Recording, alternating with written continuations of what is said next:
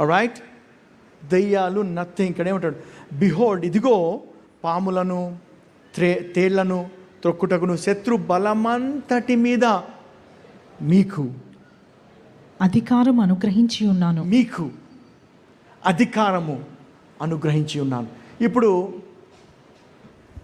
రోగం గురించి ప్రార్థన చేయాల్సిన పనిలే.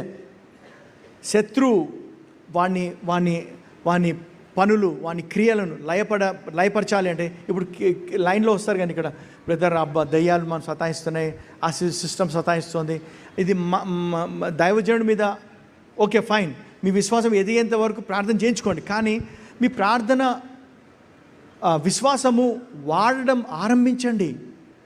ప్లీజ్ వాడండి. మీకు దేవుడు విశ్వాసం అనే పరిమాణం ఇచ్చాడంట. మీకు ఉంది, మీకు విశ్వాసం మీలో ఉంది.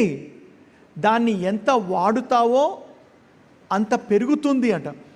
ఉదాహరణకు సింపుల్గా ఇప్పుడు ఎవరికైనా ఎక్సర్సైజ్ చేశారనుకోండి, మజిల్స్, నా మజిల్ రా రా రా అంటే రాదు. అది నువ్వేం చేయాలా?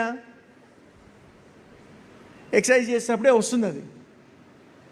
కానీ ఎక్సర్సైజ్ చేసేటప్పుడు త్వరగా రా అంటే బాగుంటుంది. బయటోడు 100 రోజులు చేస్తే నేను 10 రోజుల్లో వచ్చేసేయాలి.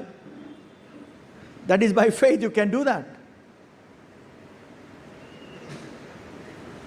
మజిల్ ఎట్లా పెరుగుతుందో చేయగా విశ్వాసం కూడా. అందుకే little faith, great faith, no faith. ఈ మాట నువ్వు ఆధారం చేసుకోవాలి. శత్రు బలమంతటి మీద నాకు అధికారము కలదు.